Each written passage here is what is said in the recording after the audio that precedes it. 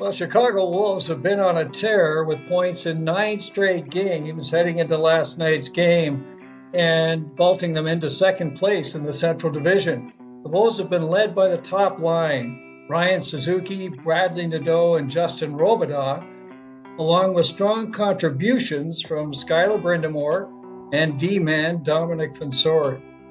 In addition, goaltenders Zamir Miftakhov and Caden Primeau have been sharp.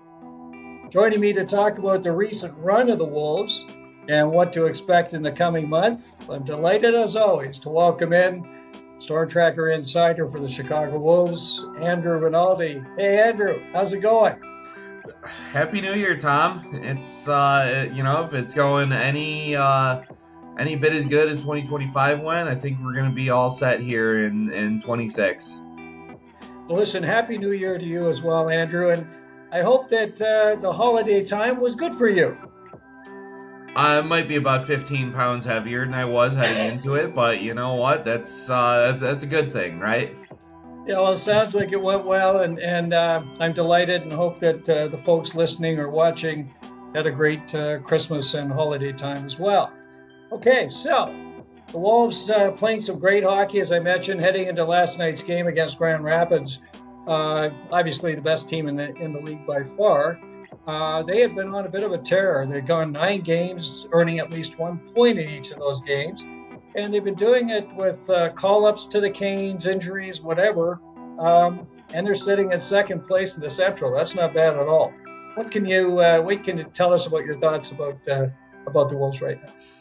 This is a team that's really kind of faced certain levels of adversity here. I mean, just with the call-ups and other stuff that went off the ice that we'll get to talking about later in this episode, and they've still managed to just pile the points back. I think maybe other than one game against Manitoba where like they were into it. It was like a 2-0 game, and then at the end of the third, just kind of the wheels fell off, and I think the final ended up being 5-0. But they haven't really been like blown out of the water or anything like that. Like they've found the guys to come in and plug into some of these roles and found ways to contribute to this team being competitive on a night to night basis, which, for young players is kind of exactly what you want. It's not really a team that takes nights off. Yeah, they might have nights where they have it and nights where they don't, but you're never really going to question their effort in bringing it. And that's huge to a young team like this. So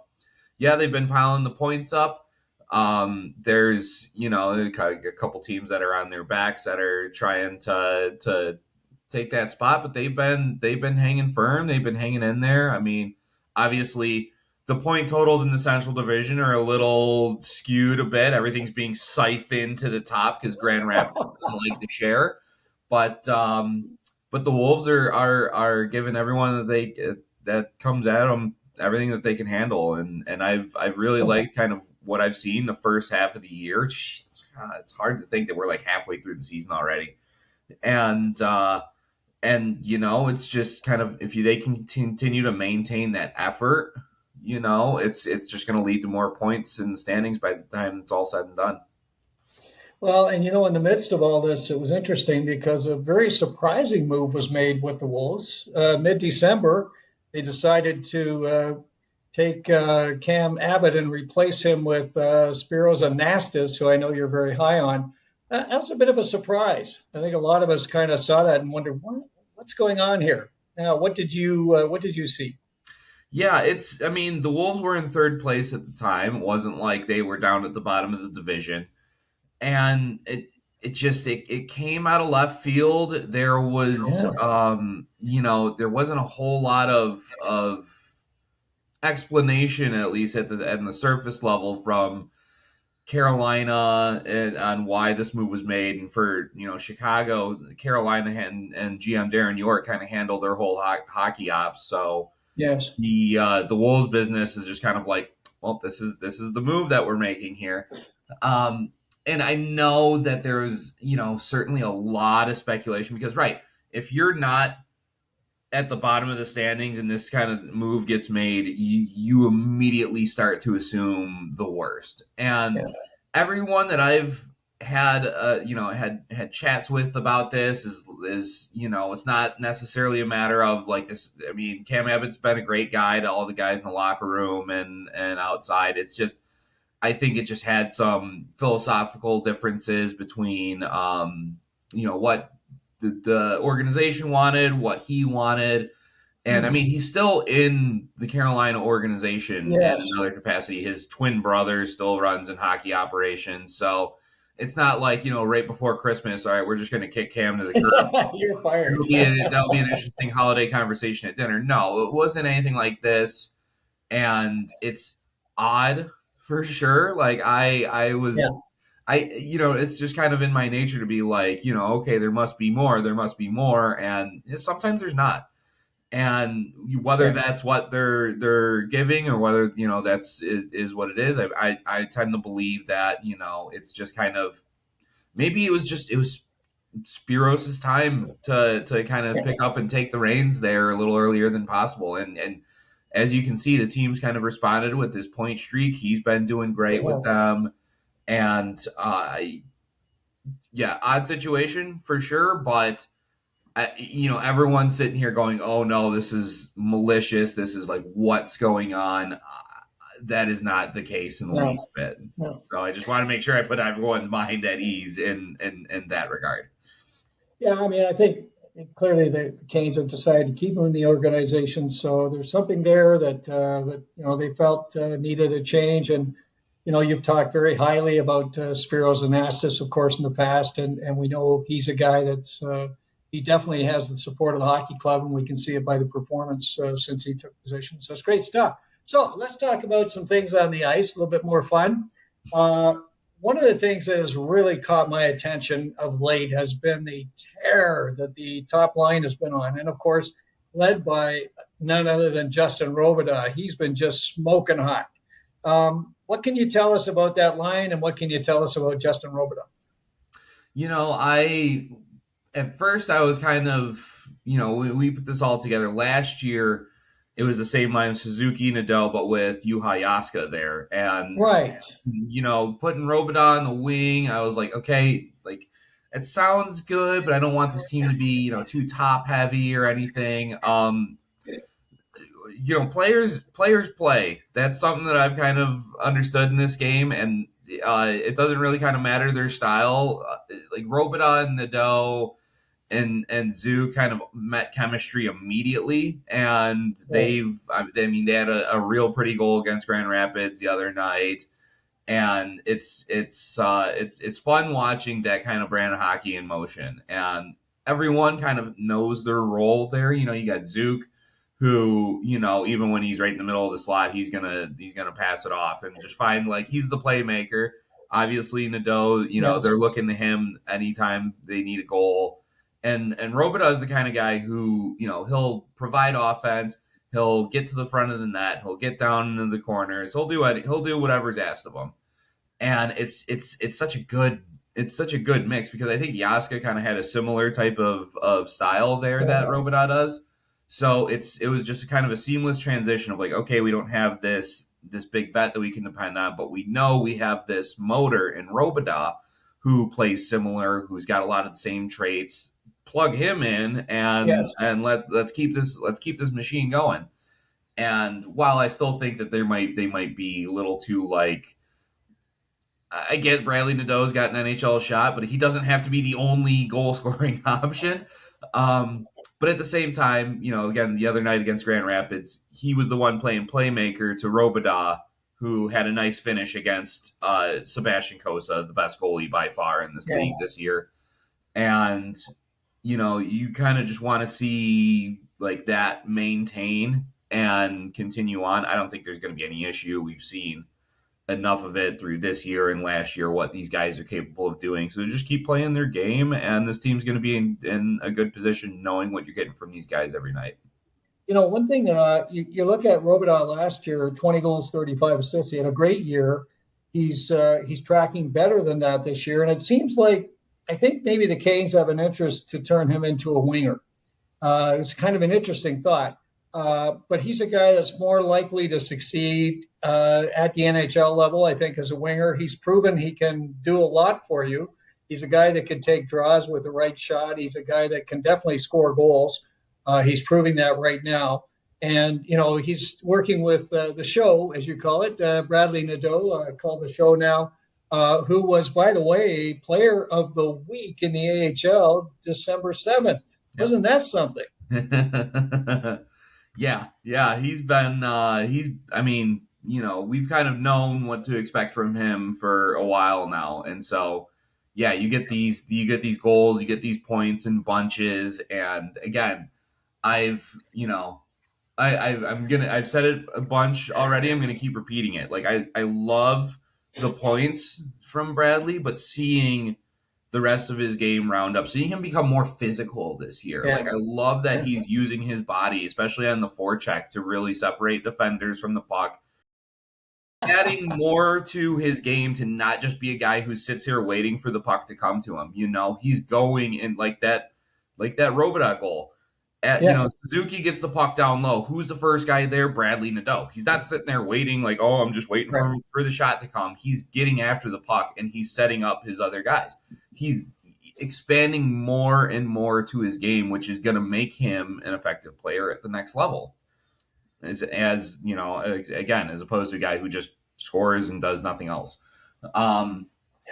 So yeah, I love seeing that kind of stuff. He's player of the week and points in bunches, but I love the added little details into his game that continue to show, why he's continuing to grow and be an option for this team and franchise, hopefully moving forward. Well, and there's an interesting scenario here. I mean, we look at some of the challenges of the Hurricanes right now, and the Canes, they put a lot of their eggs into one basket. Of course, they've got their big line now, which is really starting to look interesting with Ehlers, Svechnikov, and Aho. Mm-hmm. They do have Jarvis coming back, but quite frankly, they're a little thin on the wings and for scoring. And you wonder if at some point they're going to start to consider, hey, maybe we should be taking a better look at Bradley Nadeau and putting him on, up in a place where he can actually get some offense for the Canes. I thought during his call-ups and the 8 games that he played this year with the Canes, he had a couple of goals, but I really was impressed with what you said too, Andrew. He was playing a hard game, a heavy game, and he was getting the puck. He was making things happen. He was on the fourth line mostly, but he was making things happen out there. And he wasn't a guy that was a passenger, and he wasn't looking just to get the puck and score goals. I think he's become a much more complete player. And I think he's very, very, very, very close if he isn't ready right now. Nadeau, love him. And as you call him, Zook, he's always there. He seems to be playing very well right now and actually scoring the odd goal, which is kind of fun. I know that's a rarity for him. He has just 4 this season. But he's a guy that, again, you really like what he does. So that line clearly is the engine that makes it happen for this Wolves team.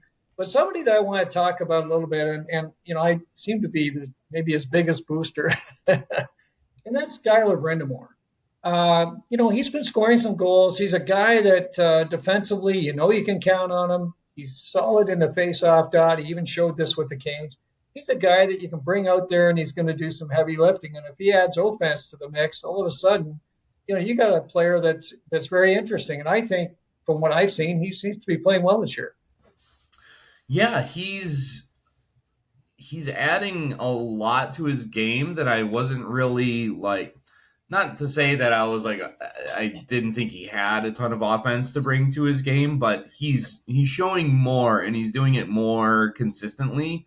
So he's not quite just that guy who would be out there to take the face off in overtime and then go and skate back to the bench for a line change. He's becoming a more rounded player in all 3 zones, honestly. And, I think kind of being on Josiah Slavin's wing, or Josiah Slavin being on his wing. Right. And, you have that veteran presence for a while. They often tag team together on the top of the key in the penalty kill. And it's showing in dividends. It's showing in the ice time and in the numbers as well. I had to check because I was like, I just wanted to make sure and double check myself. But yeah, he's on pace for career high and numbers offensively as well. Yes, definitely. And yeah. And so, when you can, again, it's it's almost similar to kind of like, to like with Nadeau on the other side of things. It's like, okay, what you're getting from Brind'Amour defensively. Yes. You know what you're getting in the face-off dot. You know what you're getting in the penalty kill. You're getting someone who's defensively responsible, who's smart, who knows how to read the game. Now you're getting a guy who's going back on the other side with the puck on his stick, and who's chipping in a couple of points here and there, and that just adds so much more to your team. It takes the pressure off of that top line that seems that it needs to go out there and pot 3 or 4 to give you guys a chance every night.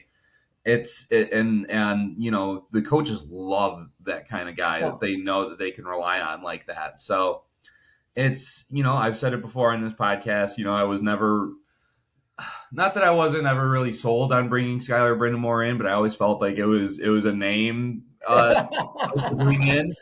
And I'm glad to have been proven wrong time and time again about that, because this guy, he brings it every night, and I enjoy watching him.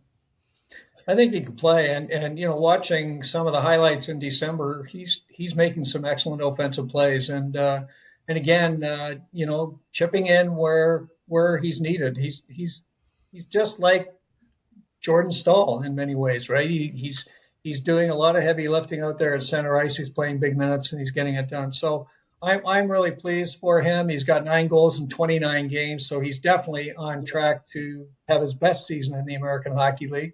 And I hope he pots more than 20. I think it'd be great. Now, on the other side of the ledger, a couple of guys that I was kind of hoping to see more from. Felix Unger-Sörum. Now, he was on a tear, and we talked about him last month. And oh boy, Felix, he's incredible now. He's found his way, and he seems to have quieted down just a little bit. What's going on with Felix? I think it's there's a lot of good habits that I still see in his game.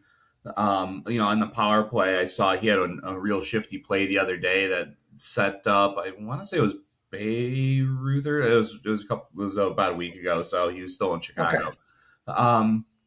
And it just doesn't go in. Now, I don't think it's coincidental to see Felix's drought coming in the time when the offense has also been struggling across the team as a whole. Yeah. The Wolves have scored, I believe the number was 11 goals in their last 7 games. The offense hasn't been gelling like it was earlier in the season. So you see the zeros and you start to assume what's going on? Is he playing bad? I don't necessarily think he's playing bad. He's a playmaker. So to get those assists, you got to have the guys on the other side to start to bury. And some of the guys like Evan Vierling that he was playing with have been shifted around, and they've kind of lost some of their hot scoring touch that they had earlier in the season. But, this is kind of, it's not necessarily like a good thing, but I see it as an opportunity for this kid because, early in the season, feeling confident, feeling great, and lighting the world on fire. Okay, now here's some adversity thrown to you. Because I tell you what, if you're going to make it up to the next level, you got to know how to battle through, because it's not going to be all daisies and roses up there either. So I'm very interested to seeing how Felix responds to this adversity. Is he going to kind of fall back how he was last year, where now you start seeing him second guessing his options and maybe forcing some plays that become turnovers? Or is he going to keep playing that brand of hockey that was successful for him earlier in the year? And I get a feeling that he's going to lean towards the latter of that. And I think it's a matter of, what was the number? The Wolves power play is hitting somewhere around 14%. And it's kind of rough. Now, again, I get it. Nadeau's been called up back and forth. Fensore's been called up back and forth, and things are shifting around. But that means opportunities. That means, when you're out there, get the chance to go and make something happen and shoot the puck just a little more. It's almost kind of like Ryan Suzuki syndrome, where he's you got a shot, use the shot, and so just I think a few things to just tweak out, and to get right back on the pony. I don't think he's very far off, but when the margins are paper thin, it can, Yeah. a little drought can seem like a bigger deal than it actually is. Well, and last month, and when we talked about him previously, he was smoking hot on the power play. That's where he was scoring. He seemed like he was really getting comfortable with firing the puck, and he seemed to be. We talked a lot about that. His shot was much more definitive, and he was getting in there and scoring. And I think that's the area where he's going to drive his offense, in my view, because again, moving Robidas to the wing, that takes away a centerman that could have been with him. You've now got Pavlichev, and then of course you've got Brind'Amour on the other side at the other center spot. And then one of the players I wanted to talk about is patrolling that fourth line center. And this is a bit of an interesting one because, he signed in the offseason as a youngster coming out of the draft. We had a lot of hopes for him, but he's,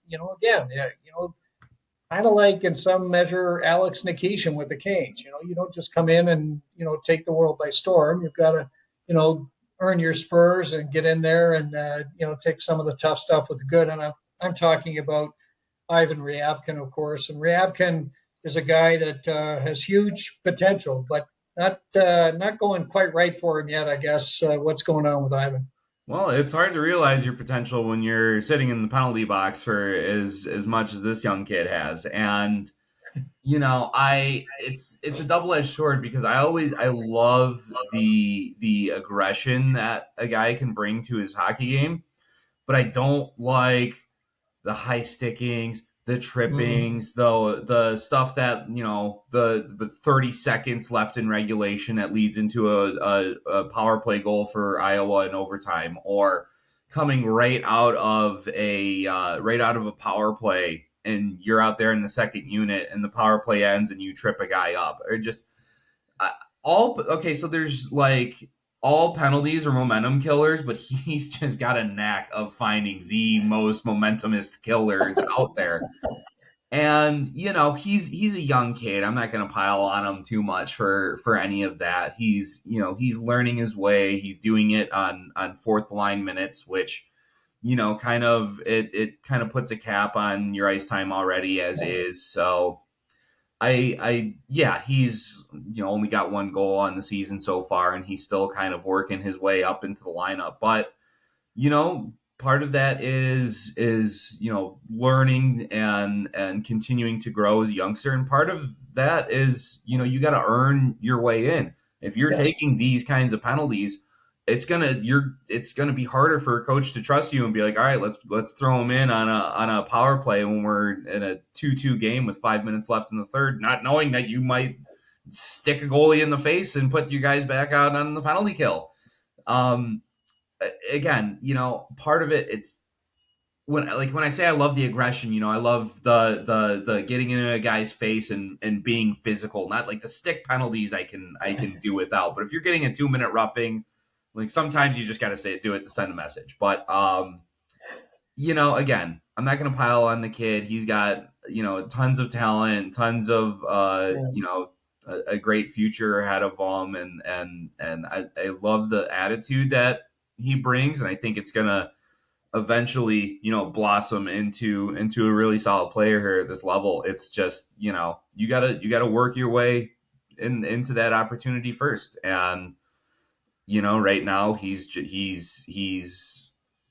where his play has put him on the fourth line, and with I think limited opportunities on special teams. Well, and you know what? It's not all bad. You've got Gleb Trikazov also on that group as well, and both of those guys still trying to find their way. And I think the fortune with the Wolves is that they can actually put them on the fourth line and kind of groom them or bring them along a little bit more slowly. Both highly talented players, as we know, and of course they've got Unique Turcotte over on the patrolling the left wing with them, so he's there to protect the youngsters and does it very nicely, as you know. I wanted to ask you a quick question as we round out the forward discussion. A couple of guys that we really expected to contribute in a big way this year with the Wolves not playing, and that's, of course, Juha Jäskä and Giovanni Smith. What's going on with those guys? Yeah, there was a update on the broadcast from those guys last week, I believe. Jäskä he's back on the ice, Okay. and they're expecting him back sooner rather than later. As for Giovanni, I don't even believe he's back to skating yet, and I think that at first they didn't really anticipate it being out long term, and whatever the nature of his injury is, because again, we're given so much on the injury front. Um, he's it's been determined that it's going to keep him out a little longer. Not really a timetable for him to get back. It's hard to predict when he's not even skating out there and saying like I'm feeling good or I'm not feeling good. So that's it's a tough one. You'd hope to get there's a lot of grit in the forward lineup between when those two guys are Yes. available. So you're kind of hoping maybe like around playoff time. Hopefully, we'll be able to get to see Giovanni back. Jäskä, hopefully within by the end of the month or something, he'll be in the lineup, and that way you can start to shift those lines around a little bit, add some more depth, and give some help to maybe some guys who might be struggling with the offense. Yeah. We talked a lot about that top line being able to fire up, but if you're not getting support from the other three, it makes it a lot harder to kind of continue to gather those points in. So Yeah. hopefully sooner rather than later on Jäskä, and for Giovanni, it's just got to put prayers up in hopes that it's not anything too serious for him. Yeah, a guy like you, Ayaska, I think if he had been healthy, might have even seen some time with the Canes this year because he's one of those guys that you can just drop in and he's going to work hard and he's never going to hurt you on the ice. And I think they could use more of that for sure. Okay, so let's talk a little bit about the blue. Bit of a work in progress. You've seen a lot of players out. Of course, Charles-Alexis Legault went out for an extended period. You've had Joel Nystrom has been up with the Canes virtually the entire season, except for a few games here and there. And you've had others called up. You mentioned Dominic Fensore. Dom was up for a cup of coffee. Gavin Bayreuther has been up for a cup of coffee. All of these guys kind of, in transition here through the season, and they were expected to be key parts, of course, of the Wolves. Now, you did see an addition. We saw an interesting one in December, and they brought on Cal Foote, a bit of a controversial signing. What's your thought about Cal? I'm trying to it has been very controversial having him in the lineup and everything. I'm just trying to talk about the guy on the ice. and I know it's always it's tough, to have all the noise behind you and try and all block out. And he's been a contributor. There's a reason that this guy has come in and they've put him immediately on the top line, and it's he's put up 4 points. He's looked good in front of the net and keeping the puck away from the goaltenders. I think that there's no coincidence seeing some improved save percentage numbers from some guys. Well, one guy in particular who was struggling early in the year, who's now kind of seen to stabilize on that front. And I think part of it is having a guy like Foote out in front of the net to lend a hand. Yeah. And again, it's when you've been had a lot of I guess chaos on the blue line with 3 guys called up at a certain point. You do need a bit of a stabilizing force there. Yeah. And Foote's been around the game for a while and knows, Yeah. he knows how to play and what's expected every single night. And that's an example for, these young guys, like a guy like, say, Bryce Montgomery, who's out there. Right. To continue to grow and to bring it every single night. So again, not with everything else withstanding, I can't say a whole lot on the air about that, but just from what he's bringing on the ice, it's it's paying dividends for the Wolves and for their young decor. Well, and I think, with all these players missing at different times, of course, they've been relying on, as you said, Bryce Montgomery and even Alexi Himasalmi to play, significant minutes for them. And they were not really expected to be regulars at one point. I think Himasalmi was probably the seventh defenseman and Montgomery was earmarked for the Gargoyles. So kind of an interesting kind of turn of events there. And again, both of these guys have been filling in and doing an admirable job. Something like the work, I think, of Joel Nystrom with the Hurricanes. But boy, if they could get some of these others back, it would really be a shot in the arm. Mm-hmm. Now, when you look at that, then who's been standing out? I did notice that my guy Dom Fensore is really racking up the points. He's tied for fourth in the league for D-men in points. And he's magic with the puck. What are you seeing with Don? I mean, yeah, I know you're a big Fensore fan. I know I am as well. And I don't know if this was within the window of the last time that we had a chat, but a game against Milwaukee, I think it was Jake Lucchini tried to bully him, and he fell into the same kind of mistake where you think, oh, Dom's just, he's under 6 foot.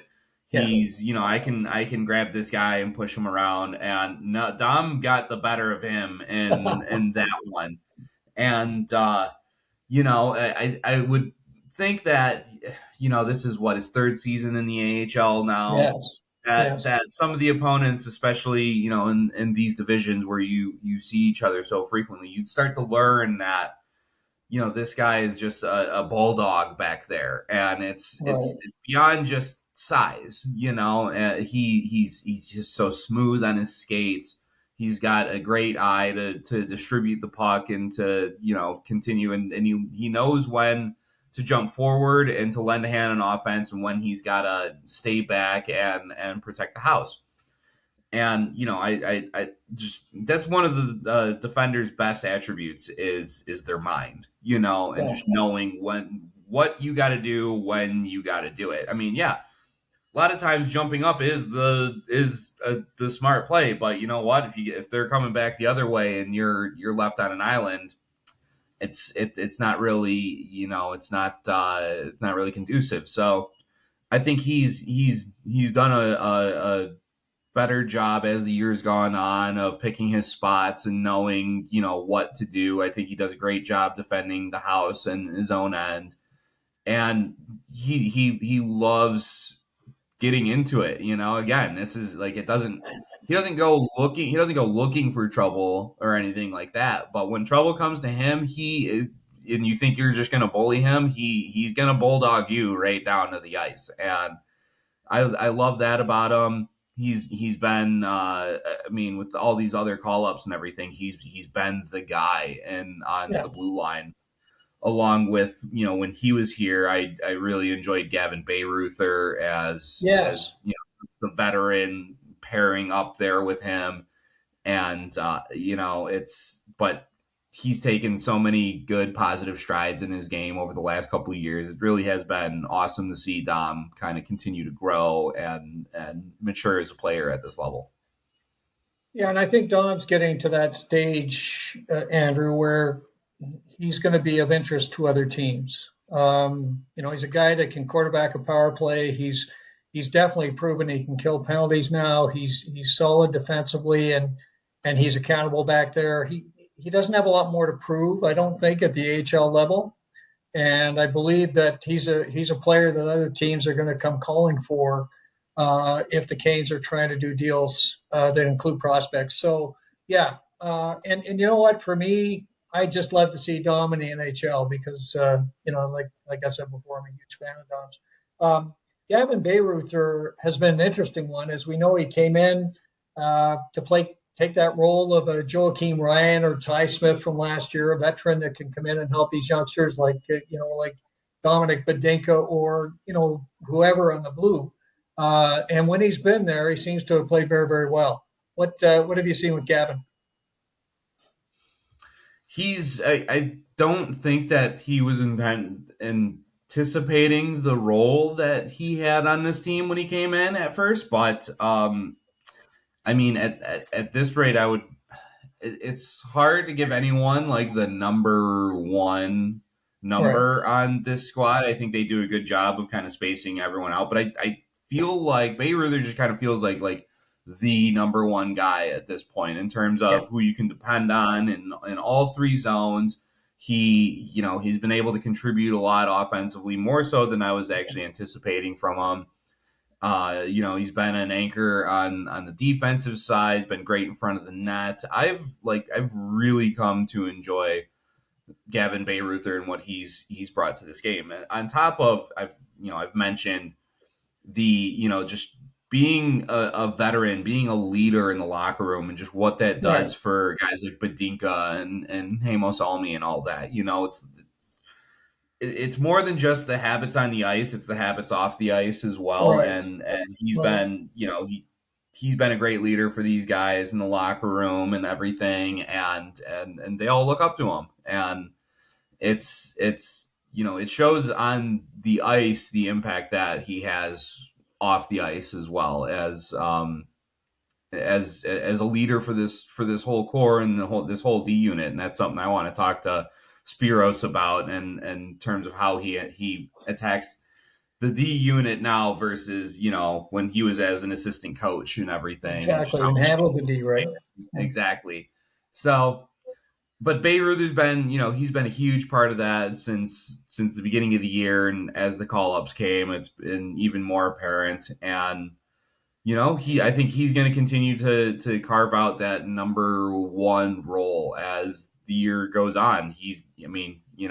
As long as he doesn't get any more call-ups to Carolina, I hope not. But I think at some point he may get pushed, and I say that because, of course, if Charles-Alexis Legault and Joel Nystrom return to the Wolves, all of a sudden you're going to have some really top defenders. I think the D-corps could be interesting. I mean, you think about Bayreuther and Don Fensore and Charles-Alexis Legault and Joel Nystrom and Cal Foote and Dominic Badinka, Alexei Himasalmi, and so on. That's a pretty good D-corps. Mm-hmm. Yeah. So, yeah. We look forward to it. I hope it happens. I hope so too. I've like for as fun as it is to sometimes see guys come in and push past their role. I would also like a little help coming from up top to just, especially around the playoff time. Like if you could just like one or two guys, that would be great. Well, I mean, a guy like Joel Nystrom, who has played a lot of hockey now at the Canes, he's going to be a tremendous addition to the Wolves. And, assuming he ends up back with Chicago, and he's going to bring a lot, from his experience in the NHL, he can bring that and, interpret that back into the AHL, and that'll be great. So, and we know what Charles-Alexis Legault can do, so that's great. Okay, so E-Corps, kind of a work in progress. We'll continue to monitor that. Again, a lot depends on injuries and call-ups and all the rest of it. And we've talked a lot about that nobody really cares. That's the way the AHL is. You see players come and go for whatever reasons. In any case, we'll keep an eye on that. Now, let's talk goaltending, because this is an area that I've really, really been excited about. Now, the big news, we talked about it last time, was, of course, Caden Primeau. Grabbed off waivers, sent down to the Wolves, where we expected him all along. And then Amir Miftakhov. Now, Miftakhov had come off just a terrible training camp with the Canes. It started kind of slowly with the Wolves, but he has been sensational lately. What can you tell us about Miftakhov? He just seems so much more stable and sure of his positioning in net. Like I felt earlier in the season when you saw him moving laterally, he's just like flopping all over the place. And like, yeah, it might work for Dominik Hasek here and there, but it's not necessarily like what you want to see your goalie doing in the crease, going for a swim like that. And now I think you're seeing Miftakhov being like more positionally sound, square to the shooter, and just confident in his ability to just square up and to make those stops. Part of it, I think, is he's he's not seeing the bulwark of the starts anymore. He's got Primeau, who takes up most of those, and then he gets the look.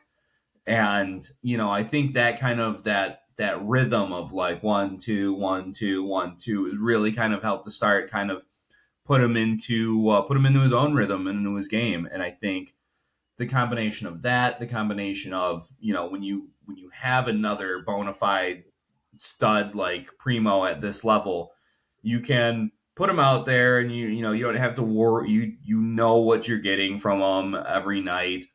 So that settles him down. Now he's settled into his game. I'm sure Stan Dubicki probably had some work to do with him. That's kind of got him dialed in. And really, I think a lot of it, again, with goaltending, it's such a between the ears position that, once he's kind of got settled in and comfortable, he's kind of been able to do his thing. I think before the Grand Rapids game on Friday, he'd won like 4 games in a row. So again, just building confidence, feeling good about yourself. That's half the goaltending. And then again, when I say how good the defense in front of him has been playing, it helps out so much more. That just makes their job easier to, you can see the puck. It's a lot easier to save the puck. So I gotta admit I was a little worried about him at the beginning of the year, going this guy was playing pro over in Europe and he looks like a rookie. But no, once he got settled in, he's been looking really good over the last month and change. So I'm really happy to see that out of him. Well, Stan Dubicki, of course, has had great success with the Russian goaltenders, as we know. And he had a lot of work with Piotr, and he's done some good work with Ruslan Kazeev. Miftakhov, the Canes saw something in him. They signed him for a reason. So we knew he had come off some tremendous years in the KHL. Interestingly enough, the numbers for Miftakhov and Primeau are very close. Yeah. Miftakhov is a .912 save percentage and Primeau 914. And on the goals against, Primeau's 2.45 and Miftakhov 2.47. It's insane how close they are. But a great story. And I think giving some veteran goaltending. We know that Primeau is starred consistently at the AHL level. And we're seeing some great goaltending out of Miftakhov now. So, and you know what? This idea of alternating goaltenders was something that worked extremely well with the Hurricanes when they had Pyotr Kochetkov and, of course, Freddie Anderson alternating. Those guys were sensational. So it's a good proven technique. And I'm sure Spiros Anastas is delighted that he's got a couple of goaltenders he can count on these days. And I know that not far behind is Ruslan Kazeev, who's been doing some good work down with the Gargoyles. So it's all good with the goaltending side. Okay, so anything else from your mind before we go into final thoughts? So, for those of our listeners, which I assume is all of them, that aren't as familiar with, with the AHL and everything, the Grand Rapids Griffins have a record of, after last night, I think 28-1-1-1, which I know it sounds kind of weird at the end. It's one overtime loss and one shootout loss, one regulation loss, and then 28 wins. So if you thought that, Colorado was doing some really extraordinary stuff, Grand Rapids right now is on pace to just, shatter AHL records in a league that's been around for 90 years. So they're doing some really incredible stuff. This past weekend was a bit of a litmus test. I thought the Wolves played one of their best games of the season on the road on Friday. They ran into a really well-coached Griffins team with the best goalie in the league this year in Sebastian Koza, who had 47 stops and turned them away each time in the shootout to give. That's just what these teams do, right? Even when they don't play their best game, they find ways to win. And then on Saturday, they kind of flexed their muscles and really thoroughly dominated the Wolves. And you saw kind of where the bar is for, what really good team. I mean, this is a historic team. This is even better than kind of what you're usually used to seeing out of this league. But I think it's good for these guys to run into a team like that every now and then, and just kind of like, oh, you're going in on this nice little point streak, and you're feeling pretty good about yourself. Here's a nice little reality check, and it's all. I mean, yeah, you're always gonna, and it's just how this game works. You're gonna get punched in the mouth, and it's all about how you respond. And I thought this team came out with their best effort on Friday, but it doesn't matter, because then the next game it wasn't a bad effort, but it's Grand Rapids. It's what they do. And they came in and they showed you how to play. And so, you kind of want to see that Friday effort every night and kind of see what we're gonna, what it's gonna take to make stay into that second spot in the division and make a run and hopefully into the playoffs, where you're bound to run into this team sooner rather than later. Well, and they're going to see them very quickly, as you know, because at the end of this month, the 30th and 31st, they're back up against the Grand Rapids Griffins. So another opportunity, as you say, rightfully, Andrew, to show us where they are in their development. Now, what do you see coming up in the coming month? Any players to look at? Anything you want us to kind of keep our eye on? There was one player that made a play on Friday in Grand Rapids that kind of made me go like, whoa, where's this been? Noel Gunler, and he stole the puck at the blue line, skates into the slot, and snipes a low blocker shot on Sebastian Cossa, and I'm like, where's this been, man? I feel like I've been waiting years for like this kind of play from him, and I would love to see that happen more regularly with this guy again. I feel like I remember when he was a youngster on the Calder Cup winning team, and I'm like, I can't wait to see what we're seeing from him. And it's never really quite materialized for him. I don't know if Friday is a blip on the radar or if it's going to be a catalyst for something. If I'm going by precedent, it's probably just going to be a blip on the radar, and we were not going to hear this guy's name for another 6 games. But I'm hoping that kind of starts to, start to put it together. It's been how many years, man? Like, you get a certain, especially in this league, there's a shelf life, and you got to start making those plays with more consistency. And I genuinely hope he does. I'm not here to knock a guy down. I want to see him raised up. So he's a guy that I'm gonna kind of keep my eye on. Like, let's come on, Noel. Let's see more of that. The schedule that they got coming up here, it's it's a bit of a roller coaster. Away, home. Yes. It's just kind of where they're gonna, just the nature of the league. It's going to be, no matter who your opponent is, whether it's Rockford, whether it's Texas, whether it's Milwaukee, where they're at in the standings, and because of what Grand Rapids has done to kind of sandwich everyone down in there, it's super tight to be, from second down to 7th. So, it doesn't really matter who your opponent is. Show up and keep bringing that effort that's had them stable in that 2 spot, so that way when it comes back around, you have that another home and home with Grand Rapids in a month. You're not bringing that effort from Saturday. You're bringing 2 efforts from Friday. Yeah. Well, you mentioned Noel Gunler. It's interesting. I've been thinking a lot about Noel Gunler lately as well. He was a 2nd-round pick by the Canes, and he just has not developed really at all. And I got to think that if he doesn't start to show something, he will not be re-upped by the Canes and will end up actually going back to Sweden. He's a guy that at times he shows things, as you mentioned, Andrew, that you really think, wow, this guy could be a player. And he did some of that in the prospect showcase. He does that each year. He gets in the showcase and shows a couple things. You think, oh boy, this is going to be the year for Noel Gunler. But he just can't seem to put it together. So I'm with you. I'd love to see if he could maybe start to show some of that promise that the Canes had for him when they drafted him so high. In any case, As always, Andrew, it's been great fun talking Chicago Wolves. We'll look forward to getting together right after those Grand Rapid games coming up at the end of the month, and I'll get your temperature on how you think things are progressing with the Wolves.